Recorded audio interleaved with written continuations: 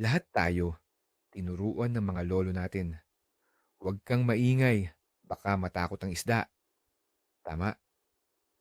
Pero paano kung sasabihin ko sa inyo na ang pinakamalaking pagkakamali ninyo sa pangingisda sa taglamig ay ang pagiging sobrang tahimik? Oo, tama ang narinig ninyo. Sa video na ito, bubuksan natin ang isang teorya na babago sa pananaw ninyo. Ang teorya na ang isda, lalo na sa ilalim ng yelo, ay hindi takot sa ingay, kundi sa biglaan at lubos na katahimikan. Ipapakita ko sa inyo kung bakit ang kaunting ingay ay maaaring maging senyales ng kaligtasan para sa kanila at kung paano ninyo ito magagamit para makahuli pa ng mas marami. Manatili kayo dahil baka ito na ang sagot kung bakit tila mailap ang mga isda sa pwesto ninyo. At simulan natin sa tanong na ito. Kayo ba? Naniniwala ba kayo na kailangan ng lubos na katahimikan para makahuli? I-comment nyo sa ibaba. Ang pangingisda sa taglamig ay isang pagsubok ng pasensya. Bawat detalye ay mahalaga. At ang pinakakaraniwang payo na naririnig natin ay tungkol sa ingay. Mula sa paglalakad sa yelo hanggang sa pag-set up ng gamit, sinisikap nating maging parang multo. Ang paniniwala ay simple. Ang tunog ay dumadaloy ng maayos sa tubig at ang anumang panginginig ay magtataboy sa isda palayo. Ito'y common sense na ipinasa sa atin sa loob ng maraming henerasyon. Bihira nating kwestiyonin ito dahil may luhi ka naman. Sino ba namang gustong magsayang ng oras sa lamig dahil lang sa isang maling galaw, di ba? Ngunit ang pag-unawa sa totoong mundo sa ilalim ng yelo ay magpapakita sa atin na ang ating common sense ay maaaring hindi pala ganoon ka-common sa pananaw ng isang isda. Una, isipin natin ang mundo sa ilalim ng yelo. Akala natin ito ay isang tahimik at payapang lugar, ngunit iyon ay malayo sa katotohanan. Sa ilalim ng makapal na yelo, mayroong isang buong mundo ng mga tunog. Mayroong tunog ng paggalaw ng tubig, kahit na ito ay mabagal. Mayroong tunog ng pag-crack at pag-inat ng yelo dahil sa pagbabago ng temperatura. Mayroong mga tunog mula sa ibang mga nilalang sa tubig, mula sa maliliit na crustacean hanggang sa ibang mga isda. Ito ang normal na soundscape o kapaligiran ng tunog para sa isang isda sa taglamig. Hindi ito isang lugar na walang tunog.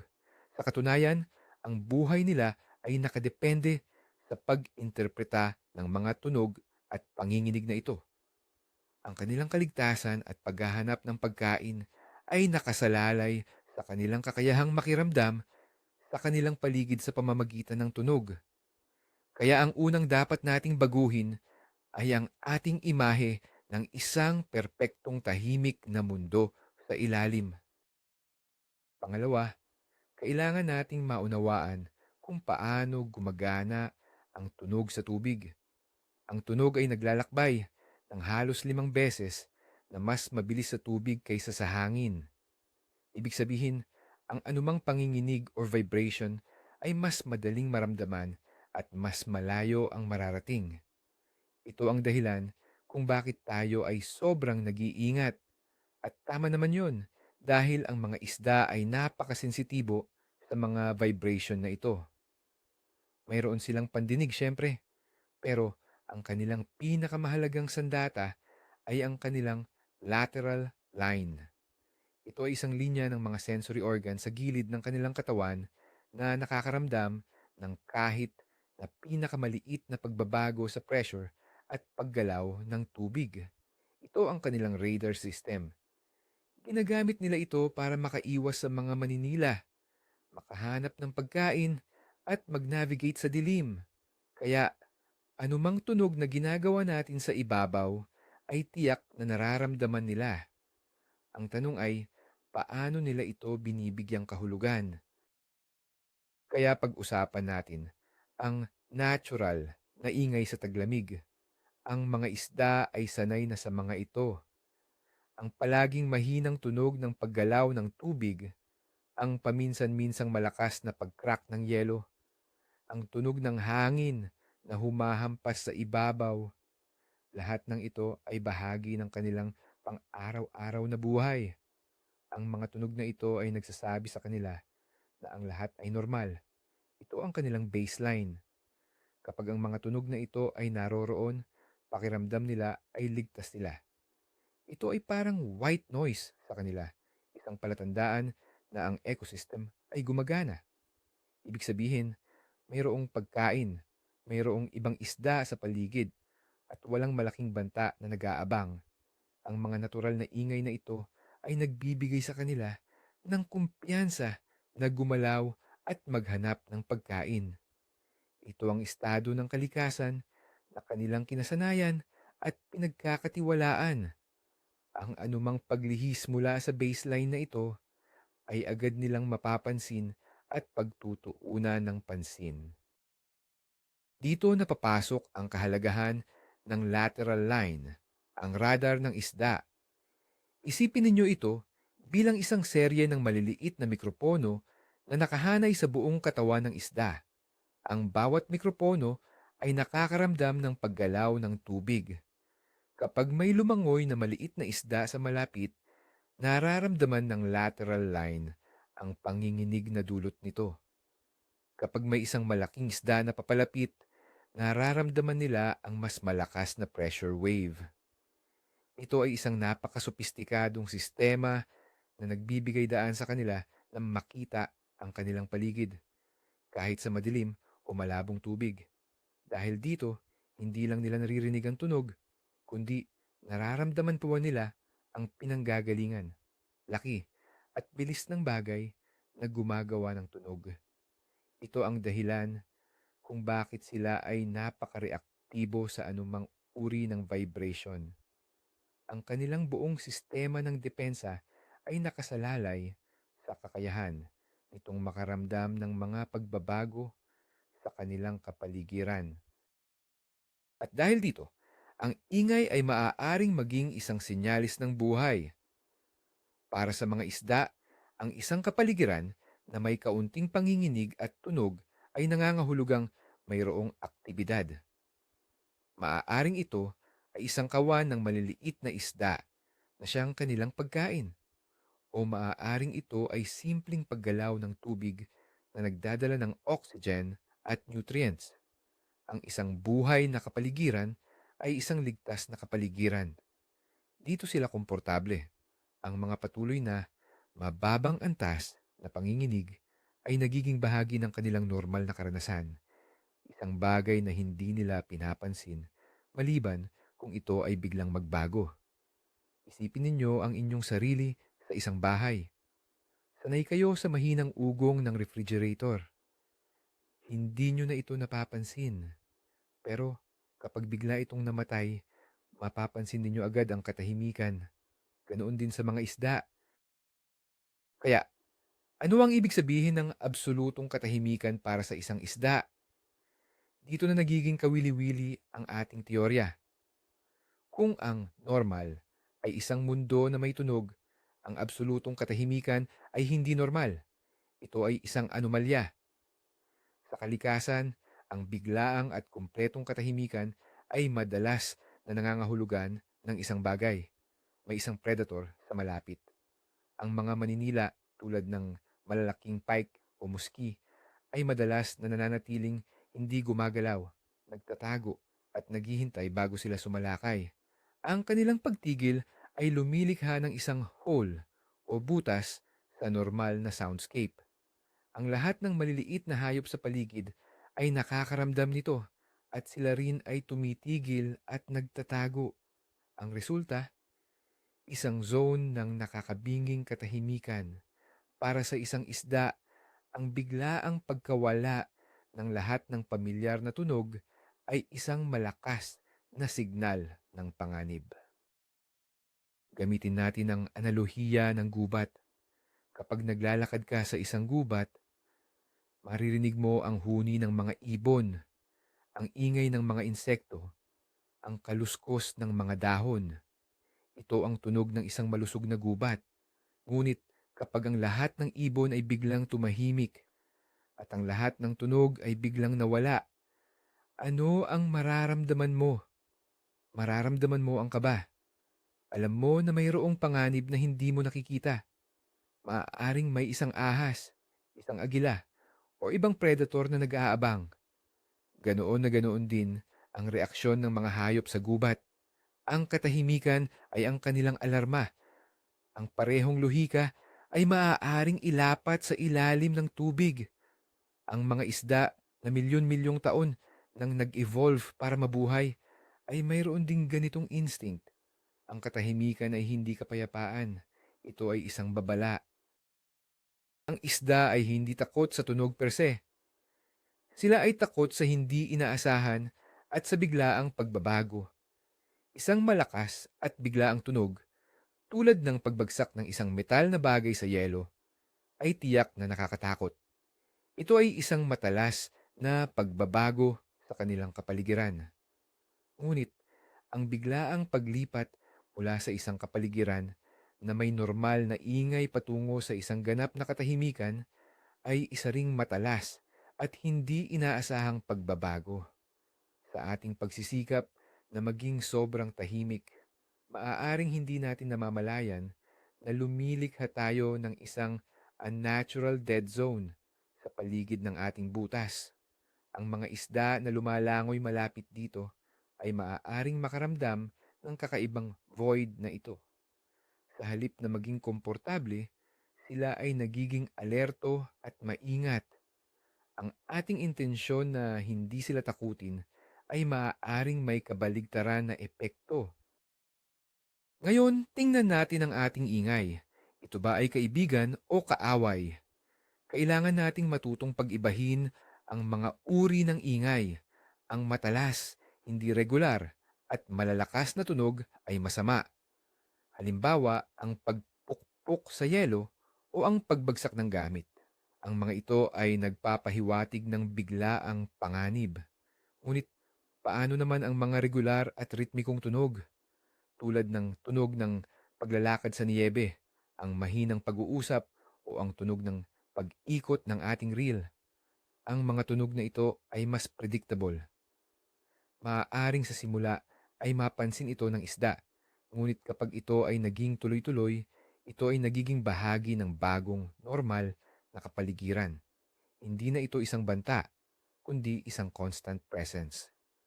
Ang isda ay maaaring mag-adjust dito, lalo na kung walang direktang panganib na kasama nito, tulad ng isang anino na biglang lumitaw. Dito pumapasok ang teorya ng white noise.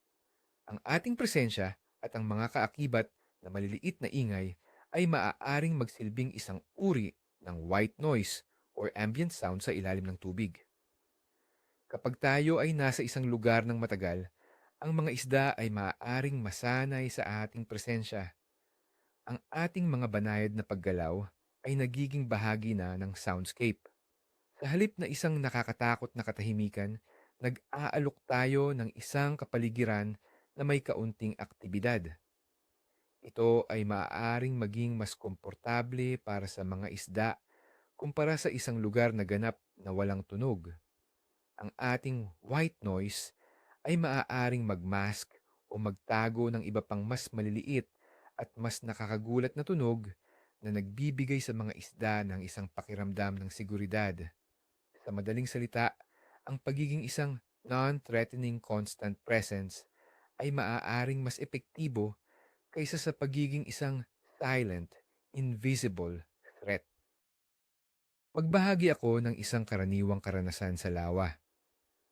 May isang mangingisda, tawagin natin siyang Manglito. Siya ay nag-iisa, napakatahimik, halos hindi gumagalaw.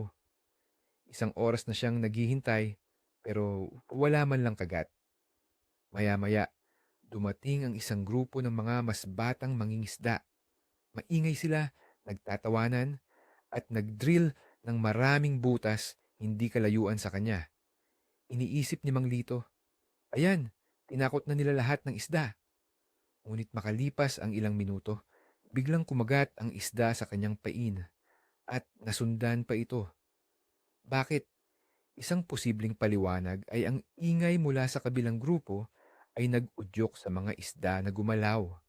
Ang kanilang aktibidad ay nakabasag sa monotonous na katahimikan at nag-trigger sa mga isda na maging mas aktibo. Marahil dahil iniugnay nila ang ingay sa posibleng pagkain o aktibidad ng ibang isda.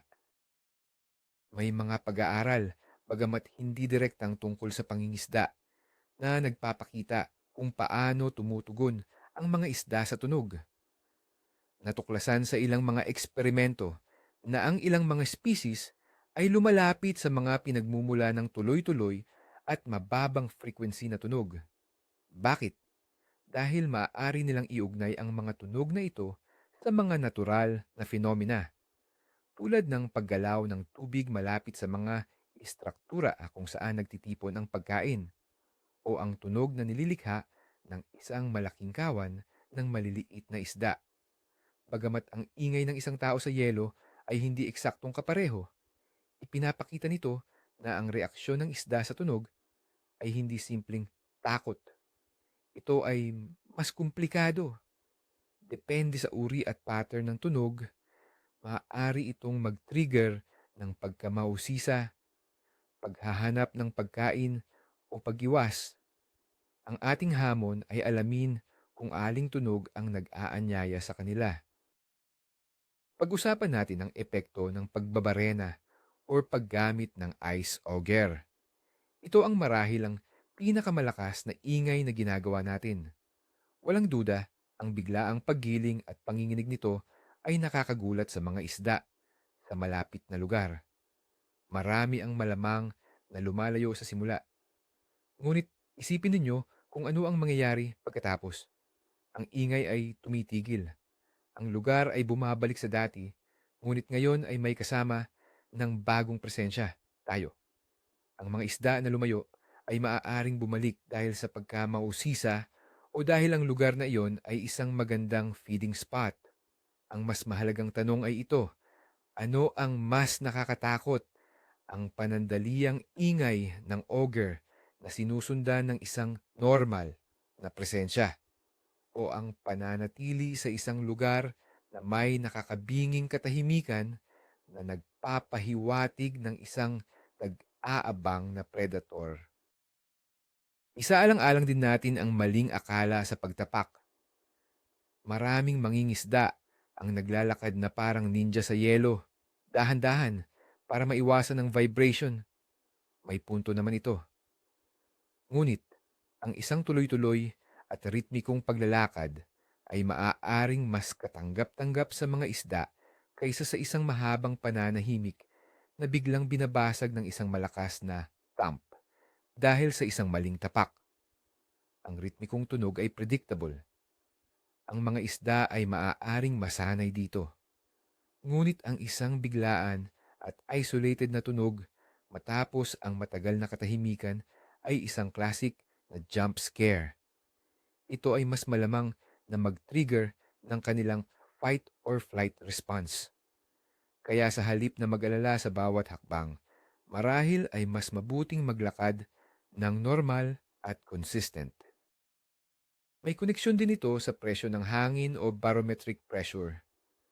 Alam nating lahat na ang mga isda ay napakasensitibo sa mga pagbabago sa presyon. Sa isang araw na may mataas at stable na presyon, ang mga isda ay madalas na hindi aktibo at mas maingat. Sa mga araw na ito, ang lahat ng nasa kanilang paligid ay tila pinalaki. Ang bawat tunog o ang kawalan nito ay mas napapansin. Sa ganitong sitwasyon, ang isang kapaligiran na may absolutong katahimikan ay maaaring maging mas nakakatakot para sa kanila. Ang ating banayad at tuloy-tuloy na presensya ay maaaring magsilbing isang uri ng distraction or normalizing factor na nagpapababa ng kanilang pagiging alerto sa ibang mga environmental cues. Maaaring mas maging komportable silang kumagat kung ang kanilang atensyon ay nahahati sa halip na nakatuon lamang sa panganib. Kaya hinihikayat ko kayong subukan ng teoryang ito. Gumawa kayo ng sarili ninyong eksperimento. Sa susunod na pagkakataon na kayo ay mangingisda, pumili ng isang pwesto. Sa unang oras, subukan ang tradisyonal na paraan, maging sobrang tahimik, halos hindi gumalaw. Itala ninyo ang resulta. Pagkatapos, sa susunod na oras sa parehong lugar, subukang maging normal. Huwag maging maingay ng sadya, pero huwag matakot na gumalaw, mag-ayos ng gamit, o kahit na mahinang makipag-usap. Maging isang normal na presensya. Ihambing ang resulta. O kaya naman, gawin ito sa dalawang magkaibang butas na magkalapit. Ang isa ay silent zone at ang isa ay normal zone. Tingnan kung saan mas maraming aktibidad. Ang tanging paraan para malaman ang katotohanan ay sa pamamagitan ng sariling karanasan. Para maging malinaw, anong ingay ba ang maganda o katanggap-tanggap? Hindi natin sinasabi na magpatugtog kayo ng malakas na musika o magtalunan sa yelo. Hindi iyon ang punto. Ang pinag-uusapan natin ay ang mga natural na tunog ng aktibidad ng isang tao. Ang mahinang pag-shuffle ng mga paa para manatiling mainit. Ang pag-click ng iyong reel. Ang mahinang pag-uusap sa kasama. Ang pag-zip ng iyong jacket. Ito ay mga ambient na tunog. Ang susi ay ang pagiging predictable at consistent. Iwasan ng biglaan, matalas, at hindi regular na mga ingay. Isipin ninyo ang inyong sarili bilang isang hayop na nagpapastol. Hindi isang banta, kundi isang normal na bahagi lamang ng tanawin na gumagawa ng mga normal na tunog. Isipin ninyo ang dead zone ng katahimikan. Kung kayo ay nakaupo ng hindi gumagalaw sa tabi ng inyong butas, lumilikha kayo ng isang bilog ng hindi natural na katahimikan sa paligid ninyo. Ang isang isda na papalapit sa inyong pain ay unang papasok sa sound shadow na ito. Mula sa isang lugar na may normal na ambient na ingay, bigla silang papasok sa isang lugar na walang tunog. Ano ang magiging instinct nila? Malamang ito ay mag-trigger ng kanilang pag-iingat. Hihinto sila bago pa man makita ang pain. Iisipin nila, bakit biglang tumahimik dito? May nag-aabang ba? Ang inyong katahimikan, sa halip na maging camouflage, ay nagiging isang bakod na nagbababala sa kanila na huwag nang lumapit pa. Sa huli, ito ay bumabalik sa sikolohiya ng predator at prey. Ang mga predator ay gumagamit ng stealth at katahimikan para manghuli. Sila ay nagtatago, naghihintay at umaatake mula sa anino. Ang mga prey o ang kanilang biktima ay nag-evolve para maging sobrang alerto sa mga senyales ng isang nag-aabang na predator. At ang isa sa pinakamalakas na senyalis ay ang biglaang pagkawala ng tunog. Sa ating pagsisikap na maging tahimik, ginagaya natin ang eksaktong gawin ng isang predator. Nagiging isang malaking, nag-aabang na banta tayo sa kanilang mundo. Baka oras na para baguhin ang ating diskarte. Sa halip na maging isang predator, bakit hindi subukang maging parang isang hindi nakakapinsalang bato o puno sa kanilang kapaligiran? Isang bagay na nandoon lang, gumagawa ng kaunting ingay, pero hindi isang banta. Ang pagbabago ng pananaw na ito ay napakahalaga. Ito ay tungkol sa pag-unawa na hindi tayo dapat magtago mula sa mga isda. Sa halip, dapat nating gawing normal ang ating presensya sa kanila. Ang ating layunin ay hindi ang maging invisible dahil imposible iyon. Ang ating layunin ay maging isang non-factor, isang bagay na nandoon lang sa background na hindi nila kailangang katakutan. Ang inyong banayad at tuloy-tuloy na ingay ay maaaring maging pinakamahusay ninyong camouflage. Ito ay nagpapahiwatig sa isda na walang panganib dito, isang normal na araw lang sa lawa. At kapag ang isda ay relaxed at hindi alerto, mas malaki ang tsansa na sila ay kakagat sa pain na iniaalok ninyo. Ito ay isang radikal na pag-iisip, ngunit ito ay maaaring ang susi sa mas matagumpay na pangingisda sa taglamig. Kaya, bilang buod, ang lumang kasabihan na manahimik ka ay maaaring hindi laging tama, lalo na sa taglamig. Nakita natin na ang natural na mundo sa ilalim ng tubig ay hindi tahimik. Ang isda ay gumagamit ng tunog para mabuhay, at ang biglaang pagkawala nito ay isang malaking pulang bandila para sa kanila. Ang pinakamalaking plot twist dito ay ito. Sa ating pagsisikap na maging parang multo, baka nagiging mas malaking banta pa tayo sa paningin ng isda. Ang ating katahimikan ay sumisigaw ng panganib sa kanila ng mas malakas kaysa sa tunog ng ating mga yapak. Ito ay maaaring magbago ng lahat. Hindi na kailangang mag-alala sa bawat maliit na kaluskos. Sa halip, mag-focus tayo sa pagiging consistent at pag-iwas sa biglaan at matatalas na ingay. Maging bahagi ng kapaligiran, huwag maging isang tahimik na butas dito. Maraming salamat sa panonood. Kung nagustuhan ninyo ang video na ito at binuksan nito ang inyong isipan, huwag kalimutang mag-like at mag-subscribe. Malaking tulong po iyan sa channel. At para sa inyo, ano ang pinakakakaibang napansin ninyo tungkol sa ugali ng isda pagdating sa ingay? Nagkaroon na ba kayo ng karanasan na sumusuporta sa teoryang ito? Ibahagi ang inyong mga kwento sa comment section sa ibaba. Mag-usap tayo dyan.